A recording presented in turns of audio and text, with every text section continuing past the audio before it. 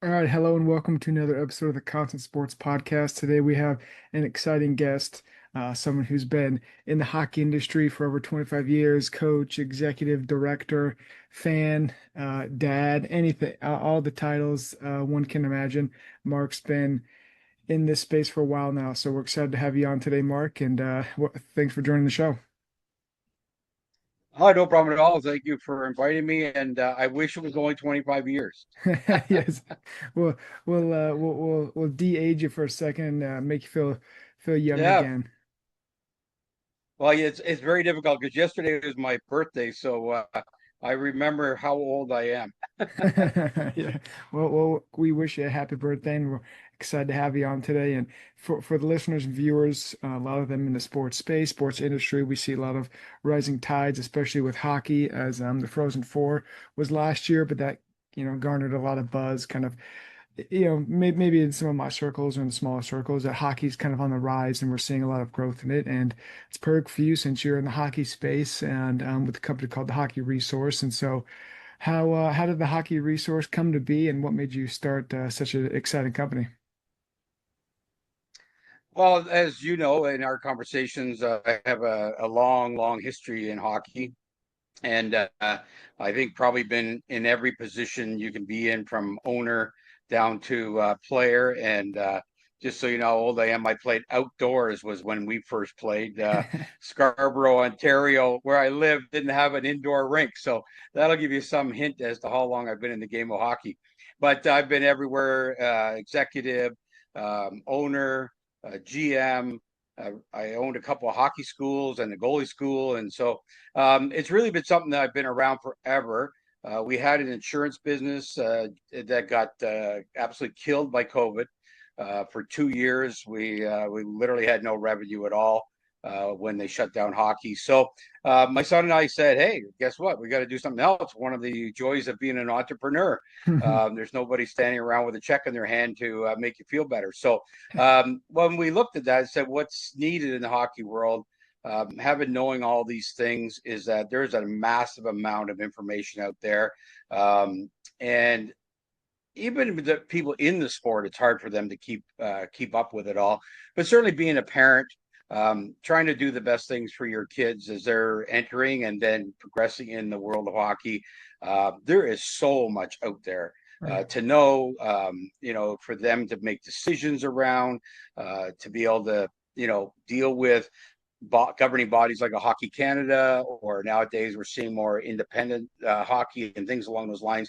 So what we thought was we need to put together websites that cover all of this, that have the information you need, but also bring blog posts from other specialists in the sport to one location, and so that parents now can go to the Hockey Resource, the Hockey Tournament Resource, and the Female Hockey Resource. Probably the biggest growing segment in hockey today is the female section of the game itself, and obviously with the PWHL starting last year, this is going to grow and grow and grow. So a lot of factors in there. So within the three websites that we built, we are packing all the information in those three websites.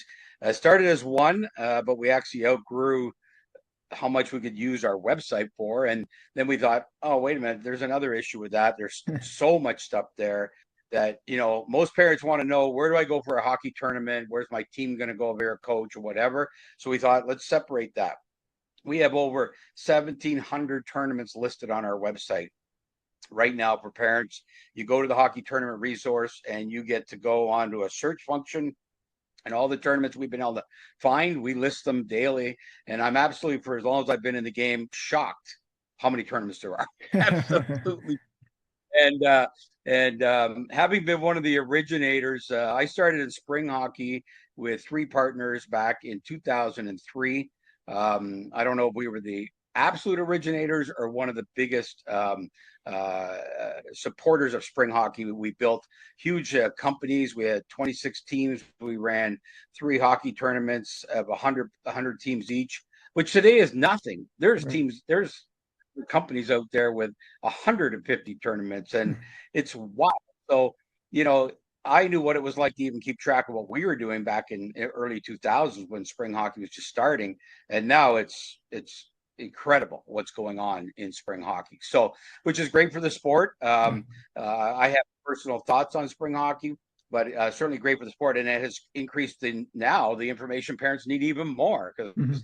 you used to join up Hockey Canada, go play hockey for 6 months, take the summers off, go back and play hockey for 6 months, and now you got to decide on spring hockey, and you're deciding is that important, not important. What does it mean when Johnny's in spring hockey on the same street as your son who's not in spring hockey and maybe playing baseball instead? And I feel so much for the parents of what they're going through these days, and then coaches, because coaches Yeah. have got to be able to answer these questions, and coaches have got to be able to deal with this themselves. Of do I coach in the winter, and if I coach in the spring, how's that different? Because there's no regular season, there's just tournaments, and how do we adapt to tournaments and players coming and going off teams? And so, anyway, it's a long discussion, but that's what's got me to where we are right now with my son and producing the websites now to have parents be able to go there. Number one is go to the hockey tournament resource because there's the tournaments are there, the dates are there, the companies that are running them there are there for you. You don't have to go through searching through 30 different companies that are running hockey tournaments in the winter and the spring summer. You can get it all at the one website. The other website that's really getting a lot of traction is the female hockey website, as I mentioned earlier, and how big female hockey is going to be and how big it's getting and how fast it's getting there. There's some limitations to that we can chat about, but certainly it's the booming part of hockey coming up here. And so we have a female hockey resource because it's different. And the way the game is played is different. The opportunities are different. So we sectioned that off of the hockey resource and made the female hockey resource. So, when you go there, there isn't like 1,000 blogs of which 900 are about boys Yep. and men. And then, mixed in there is a whole bunch of stuff about the girls and how that's all developing female hockey. So we have a separate website specifically for that. When you go there, the information is about female hockey. It's about the things you need to know. So that broke off. And of course, we still have the overall hockey resource, which is 13 and over kids primarily. That we kind of call Road to the Pros, not like that's original, but it's true. There is a road of getting your child the opportunities they want. Pro being the hardest opportunity to take advantage of, but Yep. it's still there, still the dream. And so we want to help people with their questions and answers about that. We have information about advisors. We have information about all the hockey schools. We have all the junior teams. We've got the NCAA teams and all information about how those all intertwine and also how you make a choice of the direction to go in when your child reaches that stage. So that's what we are. It's all encompassing information you need about hockey.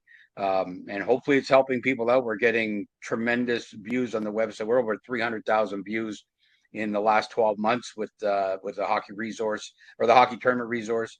The Okay. other two sites are over 200,000 views. So we are drawing people to the sites. They're liking what's on the sites, and we're really happy about that. That's awesome to hear. And as you and your son have been building this out, as far as kind of the youth space, the youth sector, what are kind of some pain points you've seen, whether it's, tournament directors trying to get teams in or leagues, teams trying to get players on, are there certain pain points that you've seen? Money.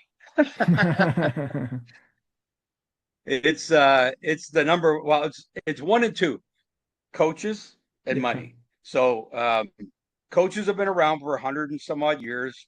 Parents like coaches, don't like coaches, don't like the system. It's a difficult system when you're forced to play in your area, your neighborhood.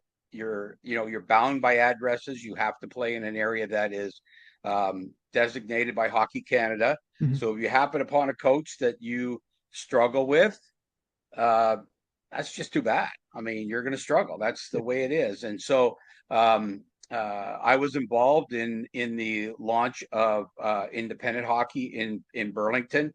We had a league of 62 teams, which still operates today, and we got into that specifically for these challenges. So if you're on Facebook and you're on blogs, um, money's number one, without Mhm. a doubt. It's an expensive sport to play.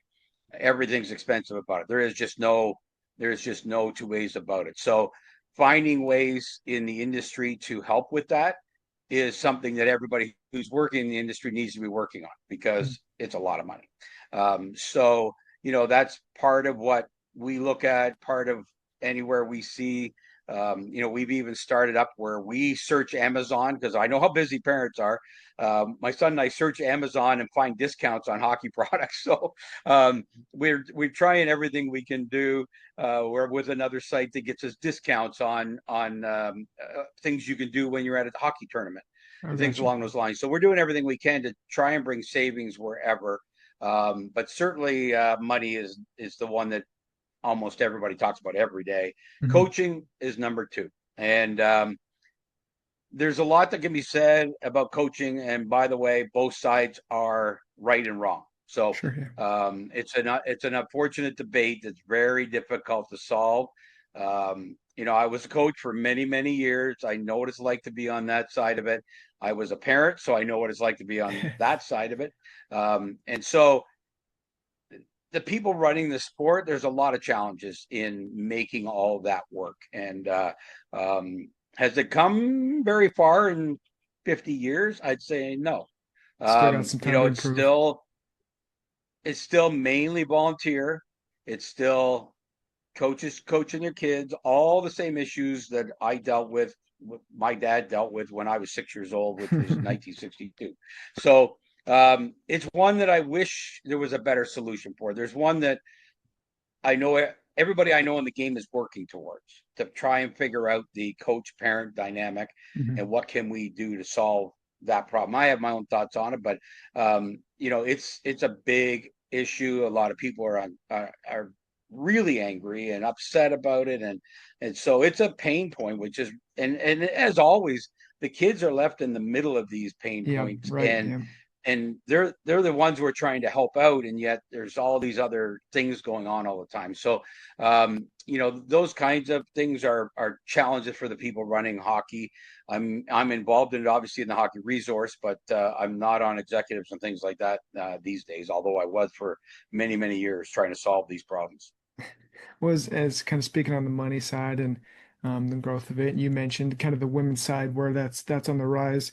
What has led to that rise? Where do you see the money continuing to go, especially with the new leagues and in the female hockey space? Well, the biggest problem in not just female hockey but overall hockey is ice, Okay. and there's just not enough ice, and it's not well organized. And there's a really great group out there, a nonprofit right now, that is working on trying to map out what ice is available in Canada and what's not being used properly. Mhm. I myself, I think there's room in spring and summer. There's no doubt because 700,000 kids play hockey in the summer and 200,000 play spring hockey. So there's ice. People need to figure out how to schedule it. How can we get more programs running in the spring and the summer Mm. when there's ice? But certainly, as every game grows, one of the issues is ice. Cost is a big, big issue, but just availability. So we don't have 7-year-olds playing hockey at 9:30 at night, and there's a massive adult. I mean, hockey doesn't end like most sports, like there isn't a massive group of people playing adult other things, but the adult hockey is Oh yeah. crazy for the volume of people that are playing. So, they're taking up night space. So somewhere along the line, the people in charge of hockey building ice rinks, and it might become more of a government issue. I know obviously cities build ice rinks, and that's the Mm. government getting involved, but it may need to be really taken over and tons of rinks built. Otherwise, eventually you end up in contraction because people Yeah. don't want to play at bad times of the day. They don't want to travel at Travel. late Yeah. at night, and all these things because there's no ice to be had at 7 o'clock at night in your local area and things along these lines. So, again, it's a problem that is coming with the growth. Anytime you have growth, there's challenges because the infrastructure has to grow, Mhm. and it's not growing. I mean, you go into most cities, rinks are old. I mean, old, and rinks are even closing down. My rink in Scarborough that I laughed about the fact that they built that in 1967. I've been playing outdoors at that point is now closed because 1967 is a long time ago. So in the area, the sport had moved from hockey to cricket, soccer, other sports that were going on for kids as well. And they said, no, we need the space, we need the money to build those sports because in Scarborough now that's a more prolific sporting area for those kinds of sports and not hockey.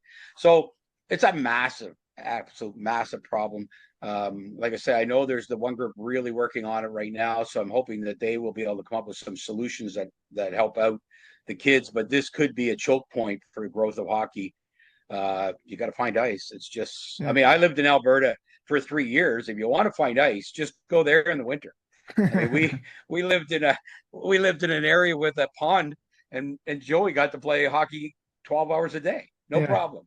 But I don't think everybody in Toronto is moving to Alberta anytime soon. So Oh, that's awesome. That's interesting to note, as you mentioned, with when a sport has such rapid growth, right? There are going to be growing pains that maybe were not accounted for, at the time. Everyone thinks like, all right, it's going to be fine and dandy that we're growing and everything's going well. But that is interesting to note about the kind of the ice rink shortage and whatnot. So hopefully they can figure that out and get down to or get back to the basics and get the kids back on the ice. But in the hockey space, I wanted to get your thoughts on kind of the Frozen Four, where the NHL's All-Star game of sorts last year. Do you see that as kind of a catalyst in more growth, or do you see kind of maybe some other underlying reasons of why hockey is on the rise right now?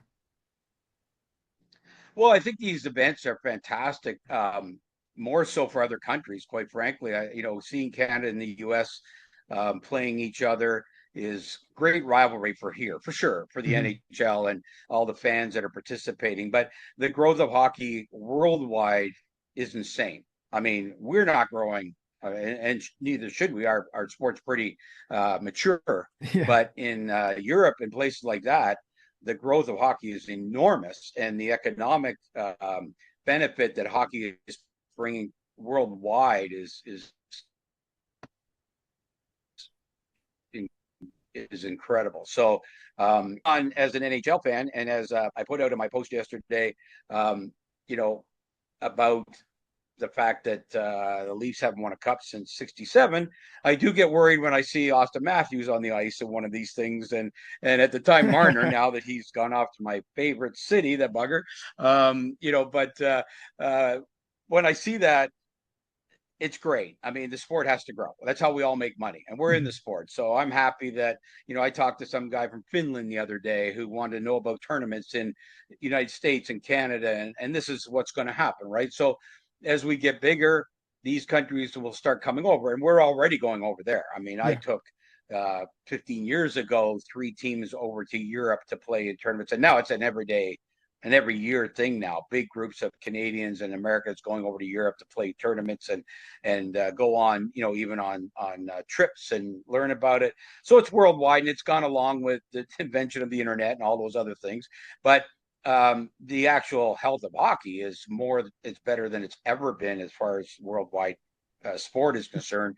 And all of us that are in that worldwide sport are going to benefit from the bigger it gets. Right. Certainly, equipment companies and stat companies, and right down to people who invent game sheets, Mhm. and electronic clocks, and it benefits the whole industry when the world is playing your sport, and that is certainly what comes out of Four Nations Cup. I don't know how much it means to us. I mean, everybody cheers for their favorite team, Right. but it's certainly in the sport of hockey, it's tremendous. Yeah, for sure. And speaking of the sport of hockey, obviously we touched on the hockey resource and what you and your son have been building, but you have the three sites, kind of what's next? Are you guys continue to grow? Obviously no nothing that you're trying to keep secret or anything, but kind of as you guys continue to build out with the tournaments, kind of what's one of your favorite aspects of building out your company here in the foreseeable future? Well, we launched our first magazine August 15th, and got that out. Oh no, sorry, August 6th. Um, we're going to go to the 15th of September for issue 2, but yeah, so we're starting to put a magazine out monthly. that focuses on one subject. So again, as you can see, we're kind of focused on here's a subject that needs help, and Mhm. so we're doing the same thing. So the magazine was the ultimate guide to hockey tournaments because we do spend a lot of time in that space, obviously. We had 47 pages. We had a number of sponsors in there helping us out, which is always the key. The magazine's free. Yep. Everything we produce is free. All comes from sponsors. So the magazine was the same, the Ultimate Tournament Guide. I'm right now writing the next one, which is going to be the female hockey issue, and I'm like 40 pages ready to go pretty soon. And that'll be out September 15th because we're going out looking for more sponsors, obviously. But the magazine will be monthly, and it'll be about a subject within the sport, just like you and I are talking about right now. Mhm. Trying to gather as much information. So again, there's one place to go find it. You'll get your magazine. Secondly, we have an app that is supposed to be ready in September. So we're keeping our fingers crossed on that. So now you can be sitting in a hockey rink. And the reason we built the app is because I've frozen more butt cheeks than a lot of people in sitting in arenas and watching my son or scouting, of course, from my day of being in junior hockey. Being an NCAA advisor for a couple of years, I've spent a lot of time in the rink, and now that we have phones, people want access through their phones. So we're really excited about our app. We'll be the only company in our space with tournaments and searching for the next tournaments, all that kind of stuff that has an app. So that's going to be very exciting for us to launch that as well, and now make access to our websites even easier than it is today. Which obviously people can get onto through their phone, but it's not as direct or as fast as an app is to be able to do that. So those are Right. the two things that we're working hard on right now. That'll be the next evolution of the hockey resource. And we just launched yesterday the hockey marketing resource. And why did we do that? Well, again, we need specialists marketing the sport of hockey. Mhm. There's a lot of great marketing companies out there. There's a lot of great graphic people out there, a lot of social media people out there. Yep. But as if you're an agency, a marketing agency, you're typically as wide range as you can be because you got to get clients and you got to do, and your expertise is doing marketing or doing SEO or doing the social media. We're going again, hockey. That's Yep. what we're going to be marketing to. That's what we're going to do work for because we believe that we have the information that they need. So that's the next three things that we're working on, trying to bring again that umbrella of one place to go for parents, coaches, management, whoever you are in the sport. That we're there for you whenever you need us. Mhm. Yeah, very cool. And we've obviously you've seen would you say the company's 18 months old, 12 months old? How long have you guys been kind of building this out? Well, we launched our first website 18 months ago.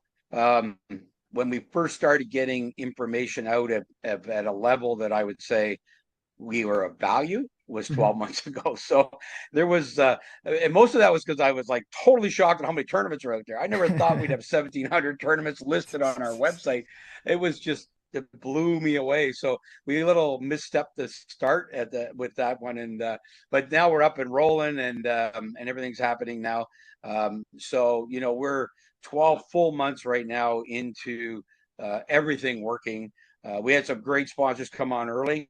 They got a great benefit of being on early too. Mhm. But it's really an ability for us to get out there. We're huge at social media. I mean, we are posting every day. We put our own blogs together. We're into groups every day. All the hockey groups that are on Facebook, we're followers and we're posters. So people are hearing about hockey every single day out of the hockey resource, and we can see it in our numbers. So we're quite happy about that. Yeah, love to hear. And I know we've talked about it off air, I guess, but talk to kind of the listeners and viewers, especially the sponsors, maybe, and kind of some of the feedback you've been getting as you've had this up for 12 months. Where you've been writing for 18, but kind of some of the feedback you've been getting from other tournament directors, parents, families, brands, etc. Well, feedback's changed real quick. Thanks, Donald Trump. So yeah, I mean, there's some issues out there right now, and a lot of areas. Las Vegas is one of my favorite places to go. We used to convene 4 tournaments in Las Vegas, my son and I. So we know the area well. And I just heard a report today that they had a disastrous summer, not tournament hockey tournaments, but Las Right. Vegas as a whole. Hmm. Um, Florida, I'm hearing that people in the villages, which we like to visit because we also were conveners of 4 or 5 tournaments in Florida at one time for a tournament company. They're selling their homes. I mean, this is way serious, more serious than I thought it was going to be. So I think this is going to be a dynamic that is going to be interesting, very interesting over the next period of time here. How some of the companies are going to be impacted by what might be happening and crossing borders. Hmm.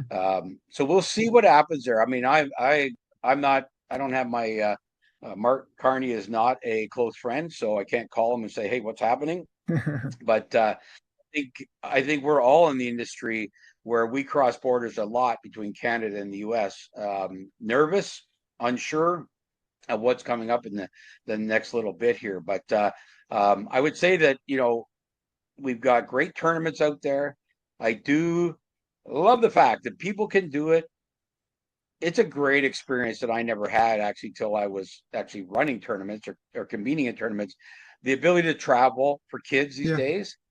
I mean, if you can do it, and I always say if you can do it, uh, there's no better experience than going on a tournament that you're traveling to. It's nice to be close to home. Like if you play three or Sure. four tournaments a year, you're likely going to play 3 or 4 of those close to wherever you play hockey. Hmm. Because let's face it, not everybody's going to have the money to go traveling for 4 tournaments a year. But the one that you get a chance to, where everybody kind of says, we want to travel, we want to see what it's like to play hockey in this location or that location. It's better than ever, as we all know, and so air travel is better than it's ever been. Getting places is easier than it's ever been, except when Air Canada went on strike for a day. But the it's fantastic for kids. I mean, I just wish I had the opportunities way back when to travel and play tournaments and meet kids from other areas. Like, it's kind of taking the internet that they're all in now, whether we like it or we don't like it. The kids are on the internet, and I think it's fantastic for them to find out people that they're connected with on the internet that may be from a certain city, and now they get to go visit that city. I mean, True. how cool is that? Yeah. I know for myself, I would have loved to have. I visited a lot of cities as I got older here, but as a kid, I would have loved to have been able to go off and see these places and learn about that. The other thing I think about tournaments and everything else, and I wanted to make sure I bring this up, and it hasn't been a question for yourself yet, so sorry if I took it out of you. Um, you know, Hockey is just the greatest place to have a job. Yeah. I listen to kids all. I'm on Facebook, and I'm on a whole bunch of stuff. Obviously, we're in the social media world. Oh, I can't find a job for my teenager. Oh, I can't find a job myself. Like, oh, I can't do this. Like, oh, I can't do that. Hockey is desperate for people to come and work in hockey. I mean, my son and I used to convene hockey tournaments. Well, guess what? We got paid to do that. Someone paid for me to travel. Someone, paid me to be there. All these kinds of things. So, and then kids go and be a timekeeper. My son time kept for like 8 years to make his own cash, like his own money. Hmm. And timekeepers are, we got to have them. That's the other thing.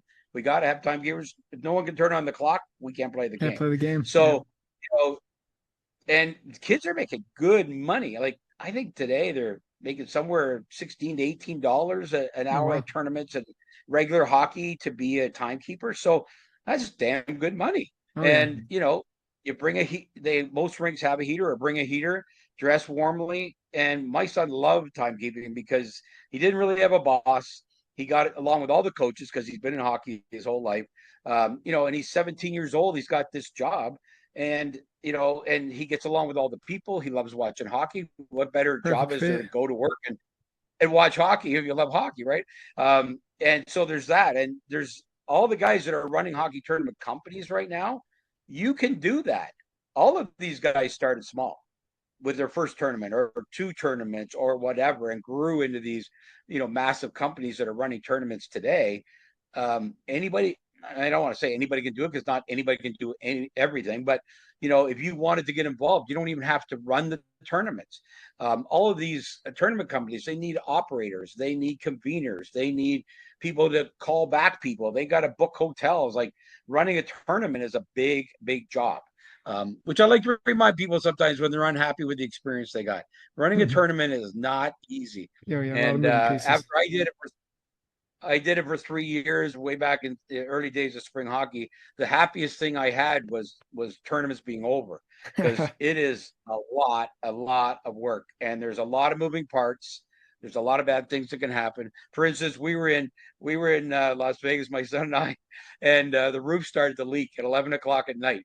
Oh no. And we've got a midget game, or what is now U16 or whatever we used to call it, midget, playing, and all of a sudden there's this big bump creating a set of ice, and nobody knows what the hell's going on. Like all of a sudden the ice is just piling up like this.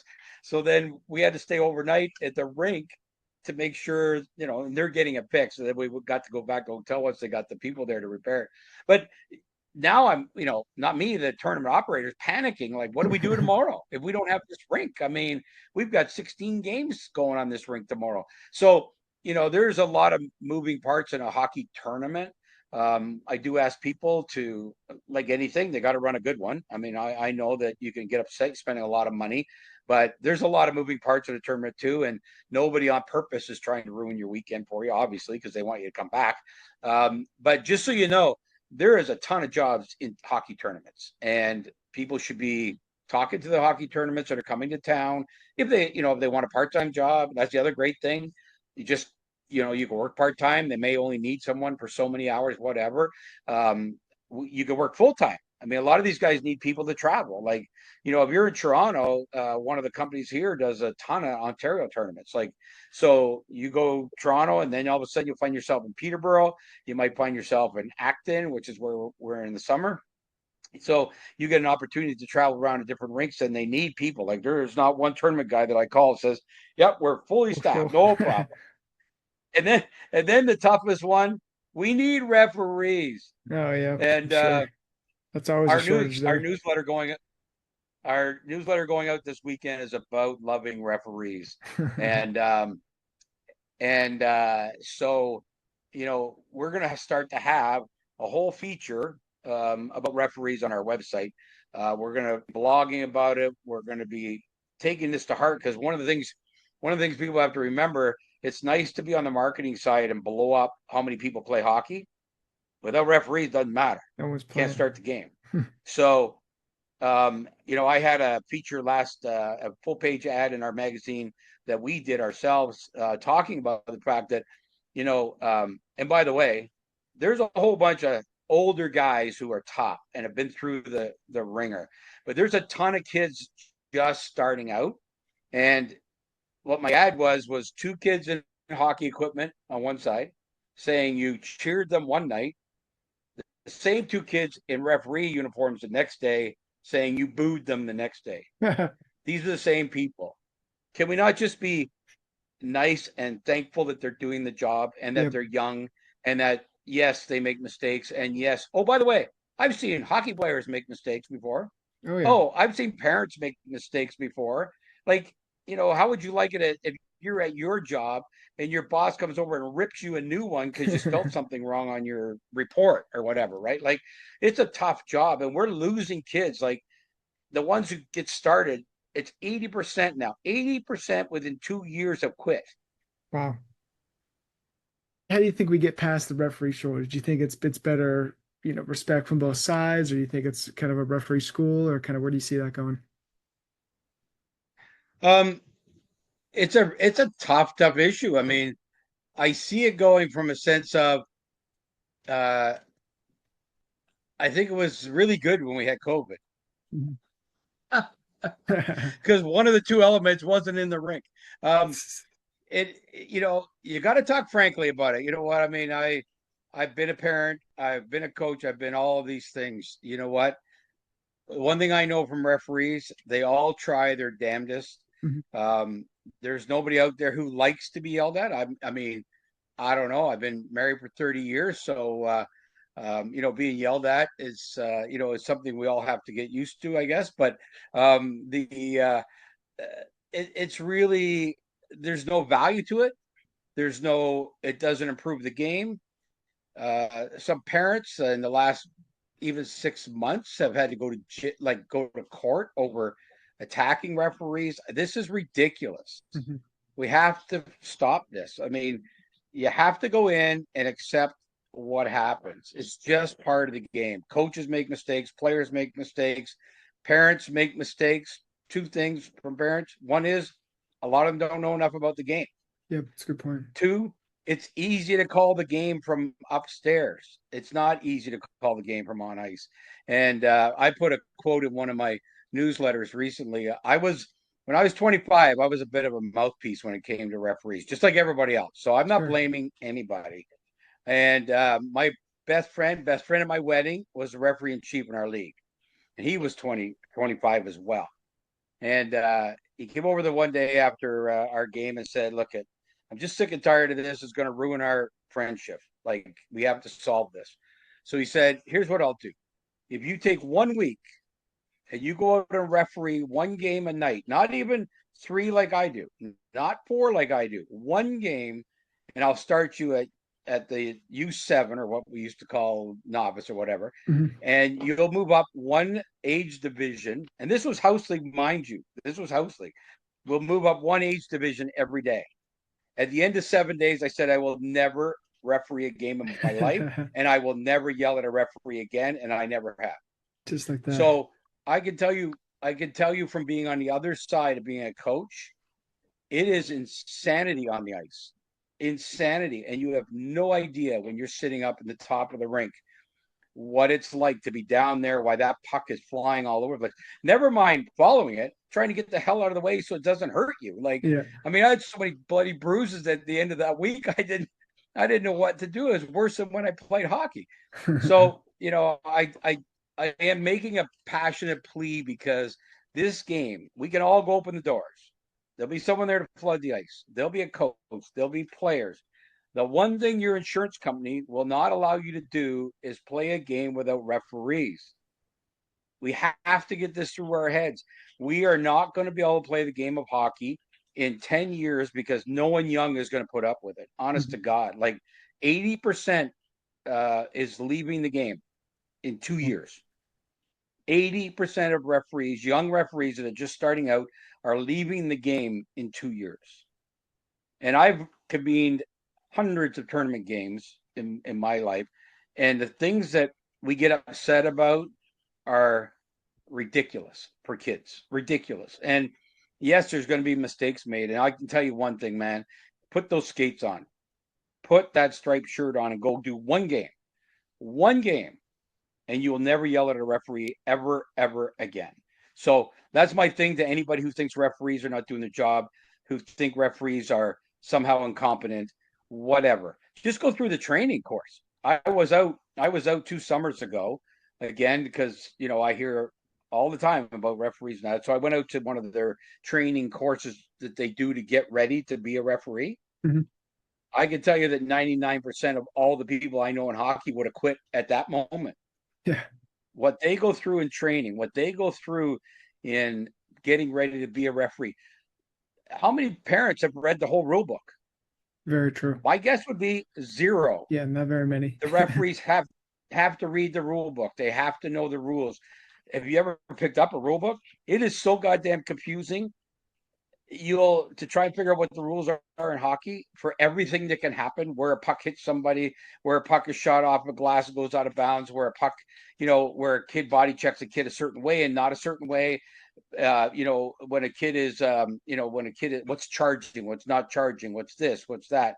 And I actually stood the last game that I ever convened. A father was threatening me, and I went out with him and stood at the top of the ice with him. And I said, "You tell me everything you think was bad on the ice." He wasn't right once. He wasn't right once about what he thought was a penalty, what he thought was a play that should have been whistled down. He has no clue. And he's sitting up there in the comfort of the stands with a bird's eye view of the rink, not down at level. Because I'll tell you, down at level, the way the puck moves, the way the players move. And Different animal. guess what? Compared to my day and age, these kids are moving at 12 years old, are moving so fast. Referees can't keep up. I mean, it's just crazy. So I plead to all the parents. First of all, just because we're humans, it's Right. not that big a deal. It's a damn hockey game, of which your child is not getting paid $1 million to go play, by the way.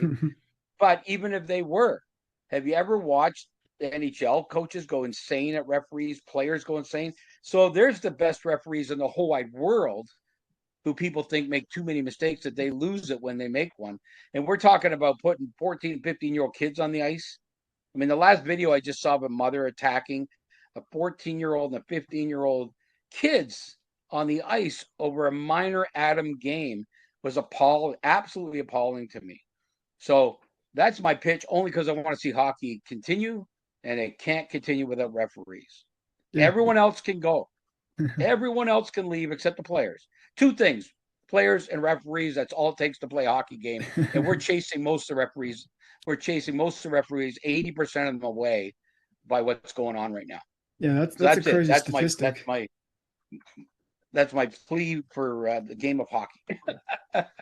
No, yeah, well said. Very passionate play, and obviously it's something that needs to be, I guess, under control, right? Like you said, 80%. Going to be out here the next few years, so that can't happen, or it's going to see a decline in hockey and the participation in hockey and things like that. But we, as we kind of wrap up here, Mark, we kind of want to give you the floor as, you mentioned a few fun things you guys got going on with the magazine, the website, the app coming out. Talked a lot about hockey and the sports business behind hockey and kind of the growth of it, and to give you the next a few minutes here to kind of close us out and kind of send us off in a good direction. Well, I think we're all hopeful for hockey. As I was mentioning, is a worldwide sport now.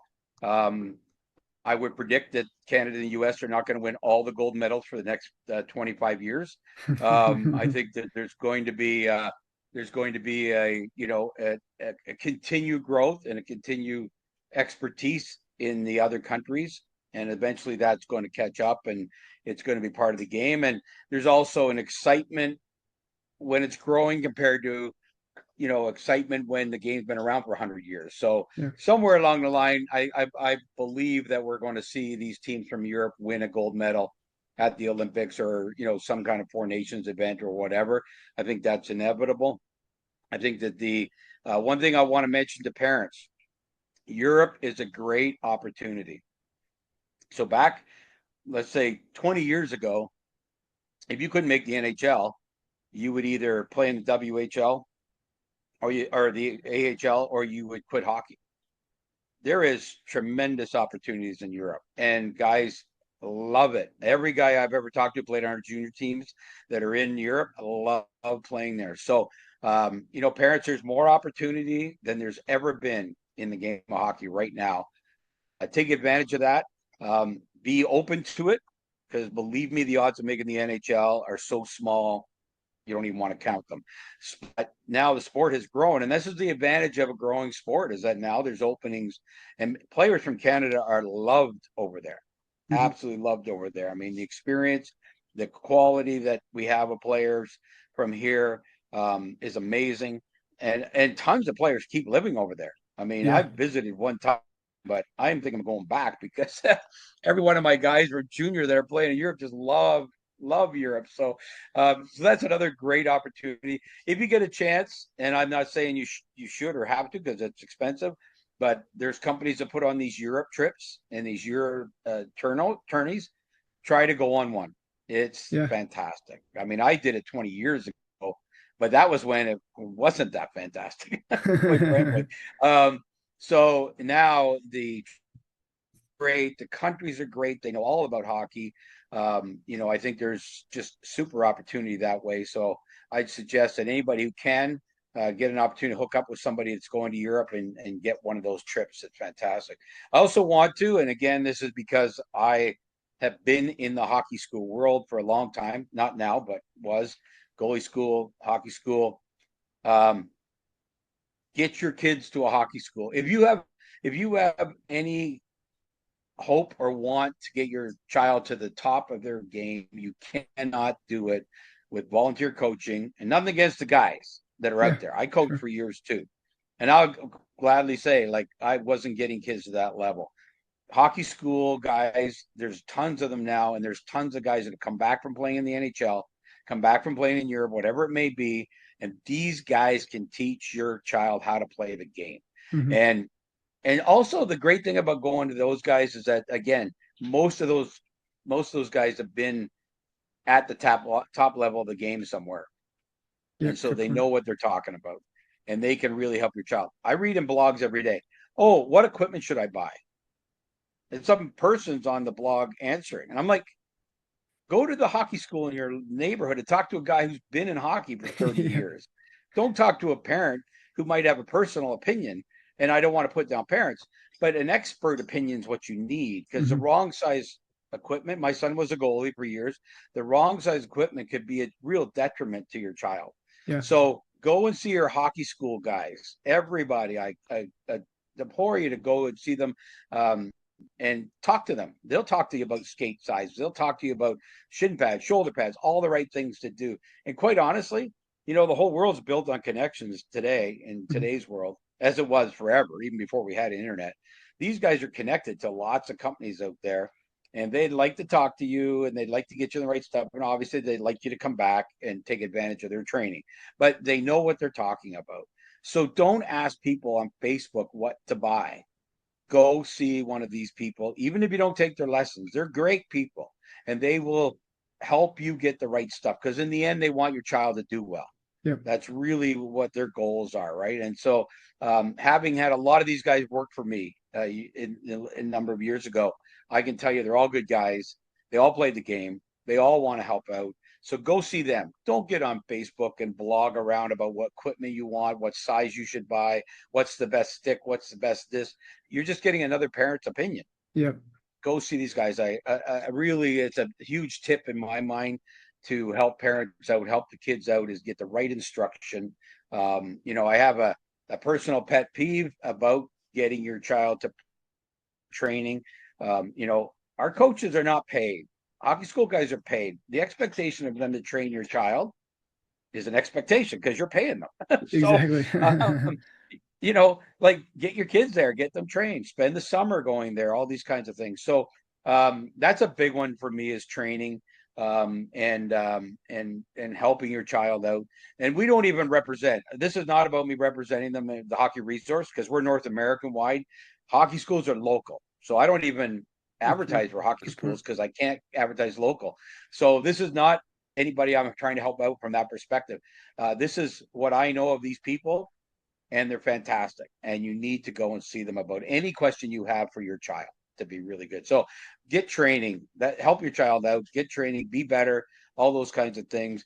Playing a hockey game at 7 years old isn't going to teach you a damn thing. But 1 hour of learning how to skate with an instructor who can give you proper strides, That'll help. proper technique. Same with shooting. You wonder about the NHL, and you think in a dream world that you're going to be able to shoot like them if you don't get instruction. You're missing the boat completely. Hmm. Go see a shooting guy. He can teach you how to make those shots, can teach you how to score, teach you all of these aspects of the game from expertise and experience. So anyway, that's my pitch for hockey school guys, because I love them and they've done a great job. And like I say, I'm not making a dime off them. So this is not advertising propaganda. This is important to you as a parent, important to you as a child, do this with these hockey school guys and goalie school guys separate. All hockey school in my mind, just all there. Hmm. But get out and do that. The other thing is, you know, I see the fun has gone out of the game for kids. I read blogs every day. I mean, I read tons of blogs, so hockey resource is aware of what's happening. Um, I'm kind of really sad that the game's so angry. I gotta tell you that, um, right from everything. I'm just writing an article on billeting at the junior level, and the stories are not good. So, you know, there's lots of things we need to figure out in the game, as there is in any business, but this one involves Right. kids.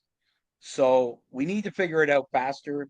We need people thinking about figuring it out, and solving a lot of those kinds of things. So um, I'm kind of sad around the blogs I read, all the things that are going on. Like right now, it's cut down time. Hmm. Like, oh my God.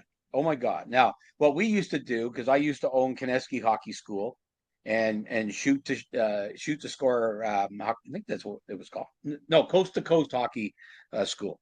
So there was a couple of leagues in our area that hired us. I'm going to encourage you again. Hired us to do the evaluation. So the coaches didn't do it, and the politics weren't there. Yep. So I like that. I encourage leagues. I encourage whatever leagues can afford to do. It's not free. Obviously, people are spending their time and who make money, but it's independent. It's guys who know what to look for on the ice. Like we appreciate you, like I said, coming on to the Constant Sports podcast today, talking about hockey. That you're passionate, pleased about the referees and getting kids into hockey schools, and obviously what you and your son are doing with the hockey resource and helping the hockey community. So, like I said, we appreciate you coming on and sharing your wisdom, and I'm looking forward to the continued success with the hockey resource. Yeah, we are too. It's been great so far. It's a little overwhelming at times, but we love that about hockey. And if parents want to send us a note on any specific questions, I do get emails on a regular basis about certain tournaments and things that are happening. And I'm on social media, so they'll see me commenting on things that I see there. And you may or may not like my comments, but they're there. And we just want to see kids have fun. I mean, Jesus Christ, you get to the age where you got to start working, and it's automatically you're not going to be as much fun. Even Yep. though my son and I have traveled everywhere and we've had pretty good fun, but the kid as a child is it's supposed to be fun, and hockey should be fun.